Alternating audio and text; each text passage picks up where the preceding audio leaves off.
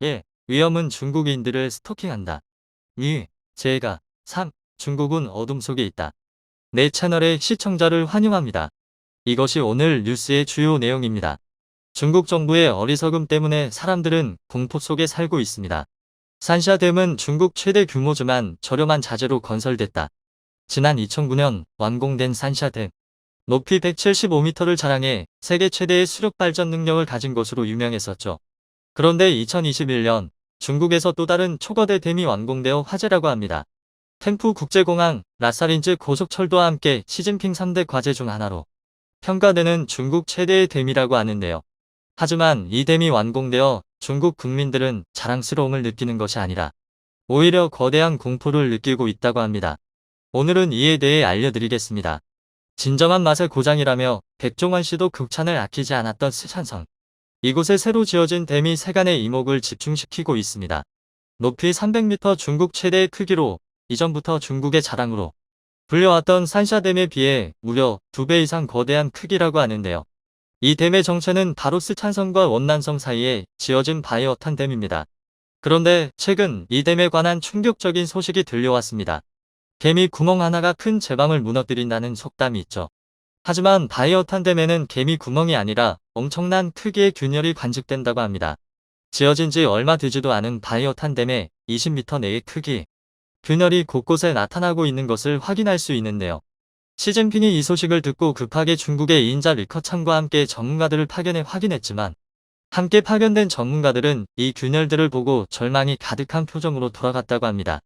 댐의 상태가 도저히 대재앙을 피할 수 없을 만큼 처참했다는 것이죠. 이후 중국 정부로 들어간 전문가들이 시진핑에게 보고한 보고서가 유출되어 우리는 해당 댐의 붕괴 원인이 무엇인지 알 수 있었는데요. 파견된 전문가들이 바이어탄 댐 붕괴의 주요 원인으로 지목한 것은 시공기간을 줄이기 위해 도입한 AI가 일으켰던 수많은 오류였습니다. 중국의 관영 매체인 CCTV에는 파견되었던 전문가가 작성한 보고서에 바이어탄 댐이 붕괴가 얼마 남지 않았다고 쓰여있던 것으로 보도되었습니다. 이로 인해 현재 스촨성의 청도, 루저우, 다저우 등 주요 도시의 주민들이 완전히 패닉에 빠져 도망가 근처 고속도로들이 연일 북새통을 이루고 있다고 합니다. 댐 붕괴 이슈로 인한 중국의 전국민적 패닉은 이번이 처음이 아닙니다.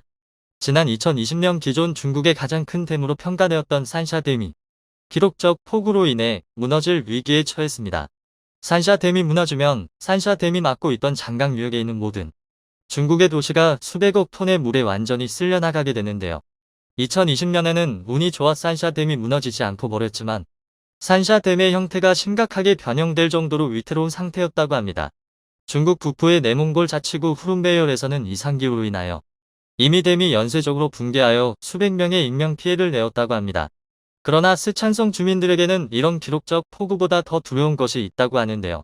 그것은 바로 지진입니다. 2008년에 일어났던 스촨성 대지진은 규모 8.0으로 8만 명이 넘는 사망자를 내며 스촨성에 존재하던 모든 건축물을 모두 붕괴시켰습니다. 그런 기억들로 인해 현재 주민들 사이에서는 스촨성에 댐을 지어놓으면 지진, 쓰나미에 휩쓸려 우리 주민들은 모두 죽게 되지 않느냐는 여론이 폭발적입니다. 그런데 여기서 또다시 대한민국이 주목받고 있습니다.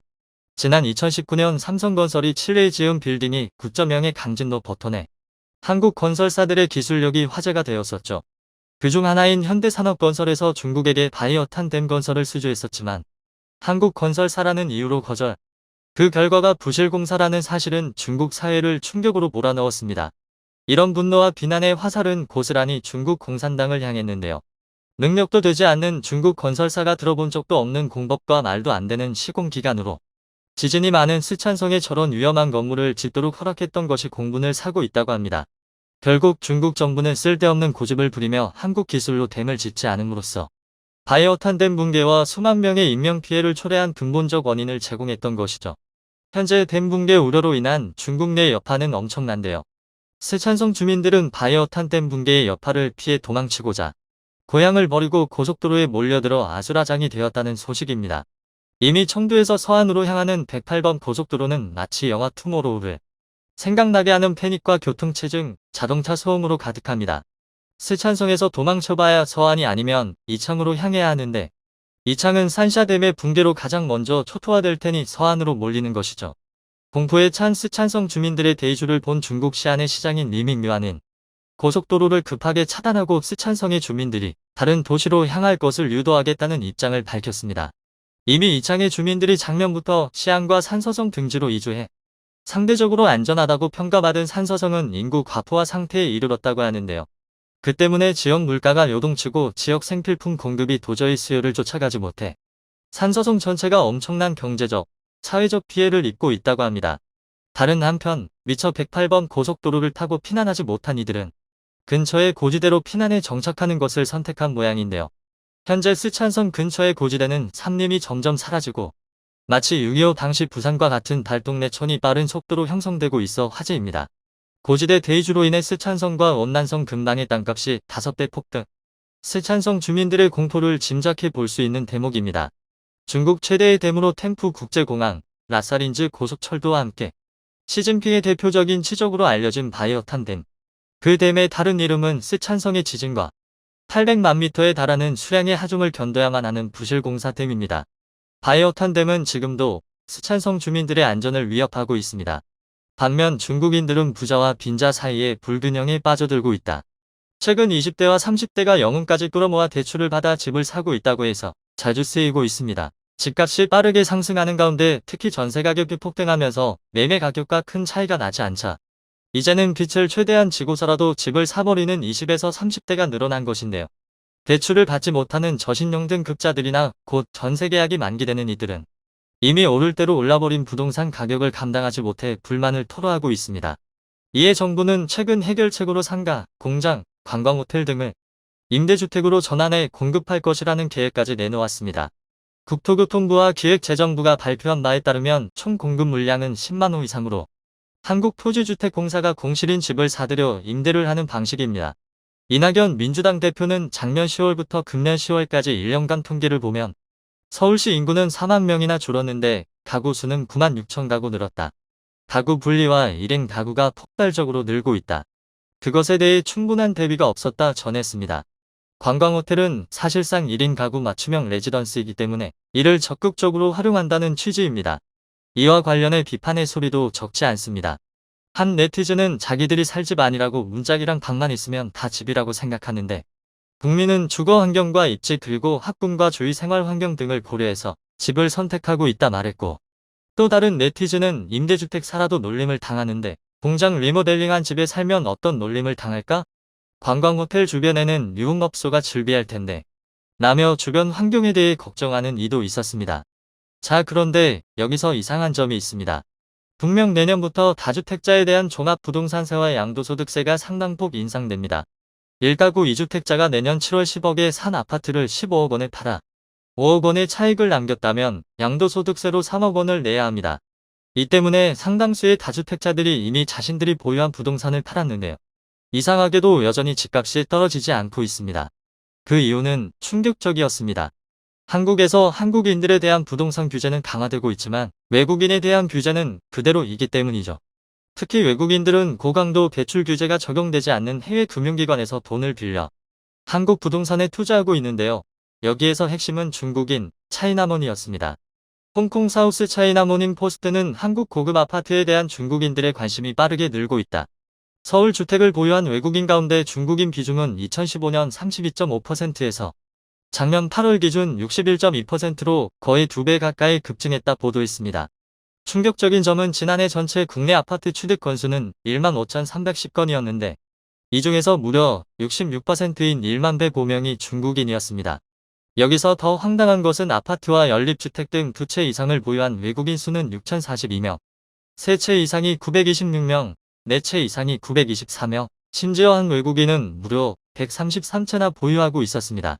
실제로 최근 중국인 유학생 A씨는 한국어 어학 과정을 받고 한국에서 취업한 뒤 수도권에 자리를 잡고 서울 소재 고가 아파트를 비롯해 경기, 인천, 부산 등 전국에서 8채를 사들였습니다. 이 중에서 7채를 전세나 월세로 돌렸지만 여기서 발생한 수입을 신고하지 않았습니다. 40대 미국인도 높은 소득이나 별다른 재산이 없었음에도 수도권과 충청 지역에서 캡 투자를 통해 아파트 40채를 구매한 사실이 알려져 논란이 된 바 있습니다. 중국인들이 보유한 한국 땅은 최근 8년 동안 무려 14배나 늘어났습니다. 여의도 면적의 6배가 넘는 땅을 중국인이 소유하고 있다는 것이죠. 최근 3년 동안 중국인이 사들인 국내 아파트는 3조 원. 이것도 지난 8월 평가 가치이기 때문에 지금 가치는 4조 원에 육박합니다. 중국인들이 국내 아파트를 통해 최근 3개월 동안에만 1조 원 가까이 벌어들인 셈이죠. 그동안 중국인들은 한국 부동산을 마치 쇼핑몰에서 옷 고르듯 주워 담았던 것인데요. 드디어 한국이 이러한 중국인들의 칼을 빼들었습니다. 더불어민주당의 정일영 의원은 외국인이 국내 주택을 매수한 뒤 6개월 이내에 실거주하지 않을 경우 취득세를 20% 중과하는 지방세법 개정안을 대표 발의했습니다. 정 의원은 대한민국 국민에게는 각종 규제를 적용하는 한편 외국인의 부동산 투기는 규제하지 않는다면 사회적 논란이 커질 것이다. 해외에서 적용한 사례를 참고해 개정안을 발의한 만큼 시장 안정에 기여할 수 있도록 최선의 노력을 다하겠다 전했습니다. 이러한 정책은 한국 부동산에 투기를 하고 있는 중국인들에 매우 위협적입니다. 대표적인 예가 바로 캐나다와 호주인데요. 캐나다 밴쿠버시는 중국인 캡 투자자 때문에 가장 큰 피해를 받았던 도시 중 하나입니다. 수많은 밴쿠버 시민들은 샷분 타이브 1밀리언 100만 달러가 없어요라는 해시태그를 SNS 게시물에 올렸는데요. 중국인 때문에 밴쿠버 단독주택 평균 시세가 100만 달러, 우리 돈으로 11억 원이 넘어버리자 주택 구매에 어려움을 호소한 것입니다. 밴쿠버 시민 샤라는 고소득을 올리는 의사들조차 단독주택을 살 여유가 없어 밴쿠버를 떠나고 있다. 밴쿠버 부동산 가격이 폭등하면서 밴쿠버 시민들이 살 집을 구하는데 어려움을 겪고 있다 외쳤습니다. 캐나다인들을 더욱 화나게 했던 것은 중국인들이 밴쿠버 주택을 쓸어 담은 것이 실거주 목적이 아니라 투기용이었기 때문에 밴쿠버 주택거리는 텅 비었고 아무도 살지 않는 유령 도시가 되어버렸던 것이죠. 이웃들과의 활발한 교류를 중요시 여기는 캐나다 문화에서는 충격적인 일이었습니다. 이에 캐나다 정부는 밴쿠버시 중심지에 외국인이 부동산을 매입할 경우 취득가의 20%를 세금으로 부과하는 특별 취득세를 부과했고, 호주는 외국인이 5천만 달러 이상의 부동산을 매입할 때 호주 정부에 신고하게 하고, 이들은 호주 외국인 투자심의위원회의 승인을 받아야만 부동산을 매입할 수 있습니다. 여기에 외국인들이 거주 증명 없이 부동산을 매각할 경우 매각가액의 무려 12.5%를 세금으로 납부하도록 했는데요. 이러한 정책 시행 결과 캐나다와 호주에서는 놀라운 변화가 일어났습니다. 등국인 캡 투자자 때문에 2015년 5.1%, 2016년 11.1%, 2017년 7.9% 급등한 캐나다 실질 주택 가격은 특별 취득세 도입 이후 2018년 1%로 내려왔고, 지난해 2분기에는 마이너스 1.3%를 기록했습니다. 호주도 마찬가지입니다. 2015년과 2016년 6.9%씩 급등한 호주 실질 주택 가격은 2018년 마이너스 6.7%, 집값이 가파르게 하락하기 시작했습니다. 자, 그런데 현재 한국은 더 이상 5년 전 헬조선이라 불리던 한국이 아닙니다. 해외 자본으로부터 한국의 부동산을 지키는데 급급했던 한국의 모습은 이미 사라졌고, 현재는 놀랍게도 한국의 자본이 미국 부동산 시장에서 큰손 역할을 하고 있습니다.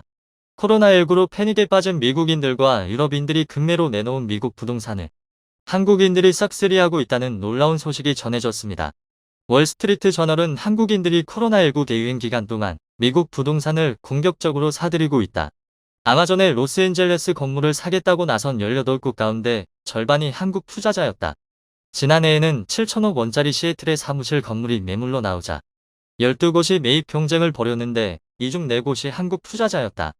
한국 투자자들은 높은 입찰가를 써내며 가격을 올렸고, 결국 이 건물은 한국인의 손에 넘어갔다 보도했고, 뉴욕 소재 부동산 회사 뉴마크의 국제자본시장 책임자 엘릭스 포셰이는 한국인들은 경쟁이 평소보다 덜한 지금을 절호의 투자 기회로 보고 있다. 다른 나라 투자자들이 코로나19로 주춤하는 동안 미국 부동산 매입에 적극적으로 뛰어들고 있다 전했습니다. 미국 리얼이스테이트 위클리는 부동산 전문 운용사 카브그룹이 뉴욕 맨해튼 중심부에서 10km밖에 떨어지지 않은 거리의 대형 오피스 빌딩을 한국 투자회사 에임에 매각했다 보도했는데요. 이 빌딩에는 삼성전자 미국 법인이 입주해 1000명이 넘는 임직원이 상주해 있습니다. 미국 상업 부동산 분석 업체 리얼캐피털 애널리틱스가 공개한 자료에 따르면 실제로 올해 1월에서 9월 사이에 한국 투자자들의 미국 부동산 투자 규모는 1조 7천억 원에 육박했습니다. 아시아 국가 중 독보적인 1위였습니다. 퓨리서치 센터가 공개한 자료에 따르면 그럼에도 미국인들은 현재 한국이 코로나19의 선진국 중 최고 수준으로 가장 잘 대처하고 있다며 세계에서 가장 호감 있는 나라라고 말하고 있는데요. 한국인은 캐나다나 호주에서 중국인들처럼 주거용 부동산을 싹쓸이해 현지 시민들의 주택난을 일으킨 것이 아니라 상업용 초대형 빌딩에 투자를 집중시키고 있기 때문에 오히려 미국인들은 한국 자본이 유입되는 것을 격하게 환영하고 있습니다. 오늘도 감사합니다. 최고로 멋진 하루 보내시길 바랄게요.